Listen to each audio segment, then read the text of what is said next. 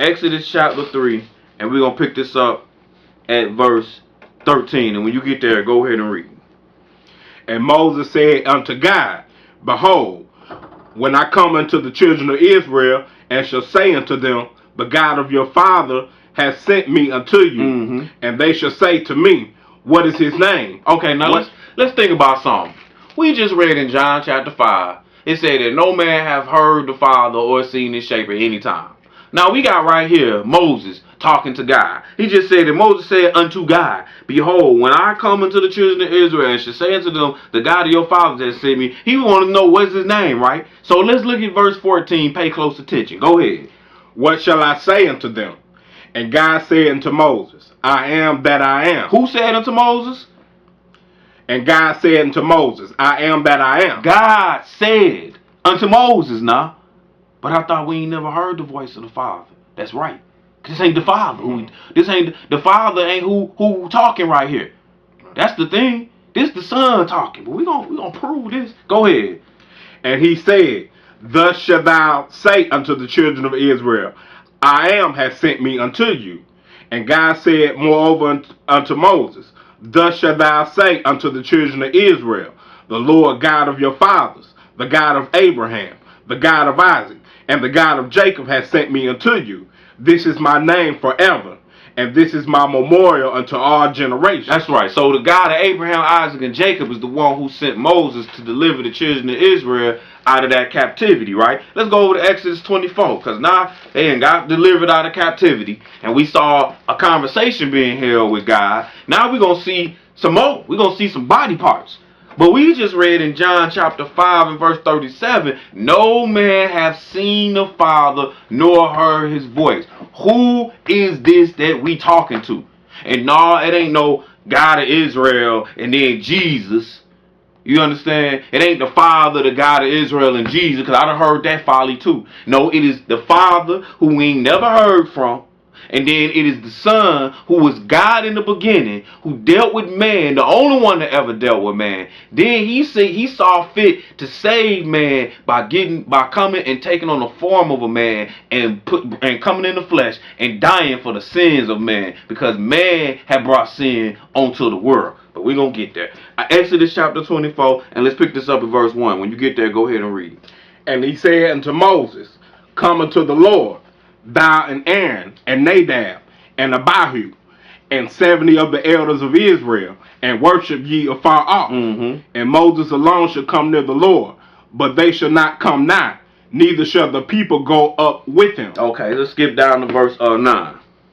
Then went up Moses, and Aaron, and Nadab, and Abihu, and 70 of the elders of Israel. Go ahead. And they saw the God of Israel. They did what?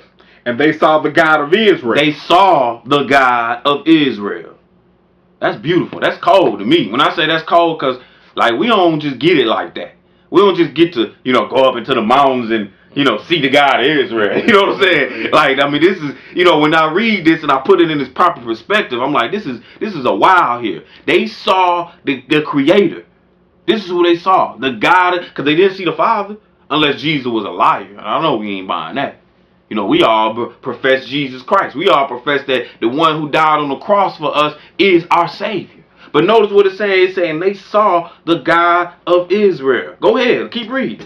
And there was under his feet, and it were a paved work of a sapphire stone. Oh, he got feet? God got feet. So he ain't just a puff of smoke. See, God said we was created in his image. So everything we got, God got. Hands, feet, mouth, eyes, ears, nose. You follow what I'm telling you? We made in his image. We trying to sit here and draw what God looked like and what angels look like and all that. And the reality is when God made us, he was making what he looked like. So he said, and they saw the God of Israel under his feet whereas a paved work of sapphire stone. Go ahead. And as it were the body of heaven in his clearness. Go ahead. And upon the nobles of the children of Israel he laid not his hand. Also they saw God, and did eat and drink. Wait a minute here, so you mean to tell me, man, that, they ate and drank with God and God didn't lay his hand on them? There go that theory that God is a puff. No, God is a being. He is a spiritual being that has a body. and his body got hands, feet. It's so deep that Jesus said when he was talking to his disciples, he was like, I'm no longer gonna drink from this cup until I get into my Father's kingdom. You see, so that means he gonna drink. He talking about drinking wine. So when he get in his Father's kingdom, he plan on drinking wine. So that must mean he got mouth. I mean, he got stomach. You know, he might not have to boo boo like us. You know what I'm saying? Because we talking about a perfect being, but obviously he still got a tongue. They got taste buds. I'm just trying to get you to really understand. This is real. This ain't no fantasy. The real thing is that when you die and the Lord resurrect us, or when the Lord come back upon for the first resurrection, he is going to transform you to what he became. We're gonna find out what he became in this class though. But 1 Corinthians chapter 10, because we're gonna identify who this God was in Exodus. 1 Corinthians chapter 10, and when you get there, pick it up at verse 1. And I got this old shady Bible here, so I got, like, you know how the Bible originally written in different books? So my Bible consists of different books, and I gotta find it here myself. 1 Corinthians chapter 10, and we're gonna pick this up at verse 1. When you get there, go ahead and read. Moreover, brethren, I would not that ye should be ignorant how that all our fathers were under the cloud and all passed through the sea. And were all baptized unto Moses in the cloud and in the sea. So it said here, and this is how we know we lining upon line and precept upon precept. We dealing with Moses. It said, moreover, brother, I would that you should be not ignorant. Ignorant means that you don't know something. So Paul is saying, I'm here to educate y'all about what was going on in the wilderness. All were baptized unto Moses, and all did what? Verse 3. Go ahead. And did all eat the same spiritual meat. So they all got the same word. They all was hearing the same thing from the Father, from God, from the Son. Keep reading. And did all drink the same spiritual drink. For they drank of the spiritual rock that followed them.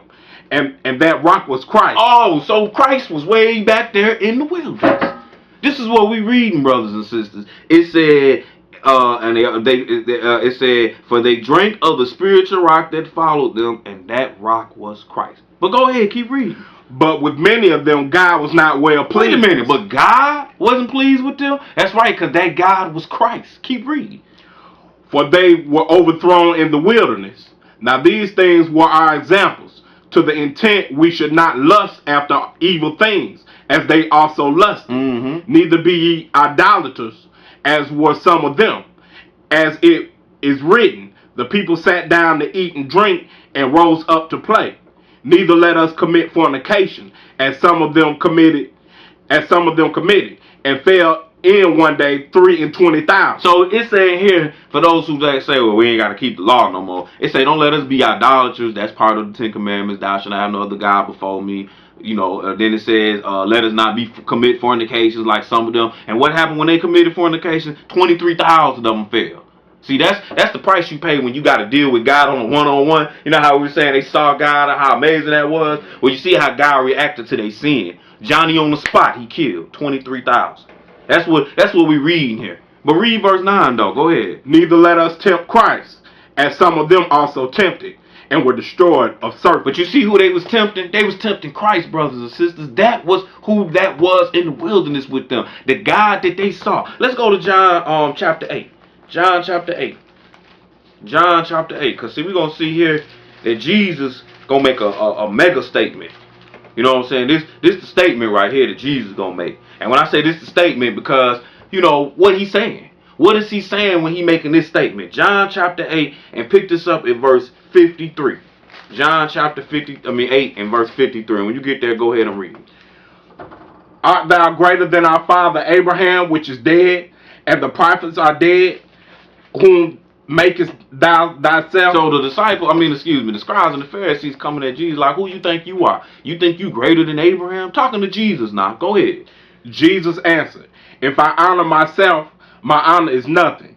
It is my Father that honoreth me, of whom ye say that he is your God. Yet ye have not known him, but I know him. And if I should say I know him not, I should be a liar, like unto you. But I know him, and keep his saying. Go ahead. Your father Abraham rejoiced to see my day, and he saw it, and was glad. Then said the Jews unto him, Thou art not yet 50 years old, and hast thou seen Abraham? So he said,